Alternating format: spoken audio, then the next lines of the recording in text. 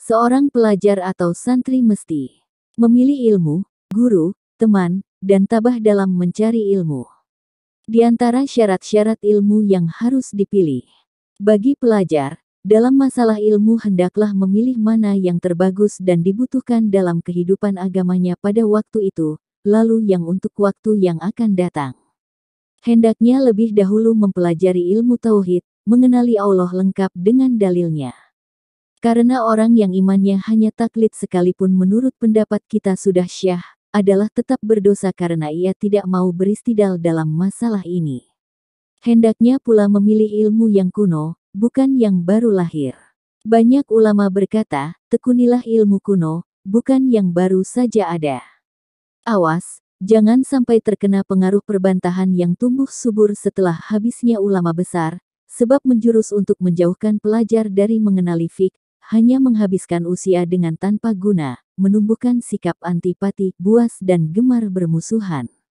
Dan itulah termasuk tanda-tanda kiamat akan tiba serta lenyapnya fikih dan pengetahuan-pengetahuan lain, demikianlah menurut hadits. Harus diperhatikan juga syarat-syarat guru yang harus dipilih. Dalam memilih guru, hendaklah mengambil yang lebih alim, waro, dan juga lebih tua usianya. Sebagaimana Abu Hanifah setelah lebih dahulu memikir dan mempertimbangkan lebih lanjut, maka menentukan pilihannya kepada Tuan Hamad bin Abu Sulaiman. Dalam hal ini dia berkata, beliau saya kenal sebagai orang tua yang budi luhur, berdada lebar serta penyabar. Katanya lagi, saya mengabdi di pangkuan Tuan Hamad bin Abu Sulaiman, dan ternyata saya pun makin berkembang. Penting juga seorang pelajar atau santri bermusyawarah.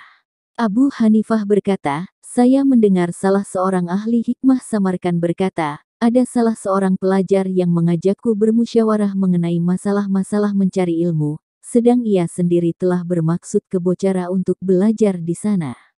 Demikianlah, maka seharusnya pelajar suka bermusyawarah dalam segala hal yang dihadapi, demikian, karena Allah SWT memerintahkan Rasulullah SAW agar memusyawarahkan segala halnya.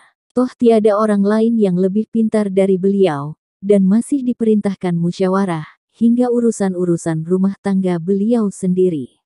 Ali Ra berkata, tiada seorang pun yang rusak karena musyawarah, ada dikatakan, satu orang utuh, setengah orang dan orang tak berarti. Orang utuh yaitu yang mempunyai pendapat benar juga mau bermusyawarah, sedang setengah orang yaitu yang mempunyai pendapat benar tetapi tidak mau bermusyawarah, atau turut bermusyawarah tetapi tidak mempunyai pendapat, dan orang yang tidak berarti adalah yang tidak mempunyai pendapat lagi pula tidak mau ikut musyawarah. Kepada Sufyan Ats-Tsuri, Ja'far Ash-Shodiq berkata, musyawarahkan urusanmu dengan orang-orang yang bertakwa kepada Allah. Menuntut ilmu adalah perkara paling mulia, tetapi juga paling sulit. Karena itulah, musyawarah disi lebih penting dan diharuskan pelaksanaannya. Al-Hakim berucap, jikalau engkau pergi ke Bocara, janganlah engkau ikut-ikut perselisihan para imam. Tenanglah lebih dulu selama 2 bulan, guna mempertimbangkan dan memilih guru. Karena bisa juga engkau pergi kepada orang alim dan mulai belajar kepadanya, tiba-tiba pelajarannya tidak menarik dan tidak cocok untukmu, akhirnya belajarmu pun tidak dapat berkah. Karena itu, pertimbangkanlah dahulu selama 2 bulan untuk memilih gurumu itu, dan bermusyawarahlah agar tepat, serta tidak lagi ingin berpindah ataupun berpaling dari guru tersebut. Dengan begitu, engkau mendapat kemantapan belajar di situ. Mendapat berkah dan banyak kemanfaatan ilmu yang kamu peroleh. Sangat penting juga pelajar atau santri sabar dan tabah dalam belajar.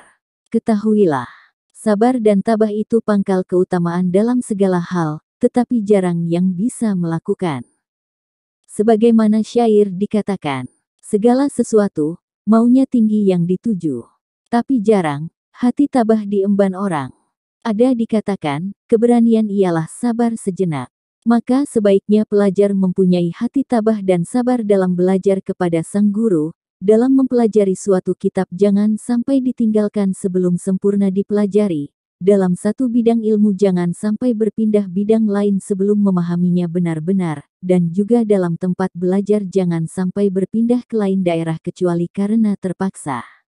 Kalau hal ini dilanggar, dapat membuat urusan jadi kacau balau, hati tidak tenang, waktu pun terbuang dan melukai hati sang guru. Sebaiknya pula, pelajar selalu memegangi kesabaran hatinya dalam mengekang kehendak hawa nafsunya. Seorang penyair berkata, hawa nafsu, dialah hina. Tiap jajahan nafsu, berarti kalahan si hina. Juga berhati sabar dalam menghadapi cobaan dan bencana. Ada dikatakan, gudang simpanan cita, terletak pada banyaknya bencana. Disyairkan untuk saya. Ada yang berpendapat bahwa syair ini dari gubahan Ali bin Abu Tholib sebagai berikut. Tak bisa kau raih ilmu, tanpa memakai 6 senjata. Kututurkan ini padamu, kan jelaslah semuanya. Cerdas, sabar dan loba, jangan lupa mengisi saku. Sang guru mau membina, kau sanggup sepanjang waktu. Seorang santri juga mesti memilih teman. Tentang memilih teman, hendaklah memilih yang tekun, waro, bertabiat jujur serta mudah memahami masalah. Menyingkiri orang pemalas, penganggur, banyak bicara, suka mengacau dan gemar memfitnah. Syir dikatakan, jangan bertanya siapakah dia. Cukup kau tahu oh itu temannya, karena siapapun dia, mesti berwatak seperti temannya. Bila kawannya durhaka, singkirilah dia serta-merta, bila bagus budinya, rangkullah dia, berbahagia. Disyairkan buatku, jangan kau temani si pemalas, hindari segala halnya, banyak orang soleh menjadi kandas, sebab rerusuh sandarannya. Menjalar tolol kepada cendekia, amat cepat terlalu laksana api bara, ia padam di atas abu. Nabi SAW bersabda, semua bayi itu dilahirkan dalam keadaan kesucian Islam, hanya kedua orang tuanya lah yang membuatnya jadi Yahudi, Nasrani, atau Majusi. Ada dikatakan kata hikmah dalam bahasa Persia. Teman yang durhaka, lebih berbisa daripada ular yang bahaya. Demi Allah yang Maha Tinggi, nan Maha Suci. Teman buruk, membawamu ke neraka jahim. Teman bagus, mengajakmu ke sorga naim. Ada disyairkan, bila kau ingin mendapat ilmu dari ahlinya, atau ingin tahu yang gaib dan memberitakannya, maka dari nama bumi, ambillah pelajaran tentang isinya.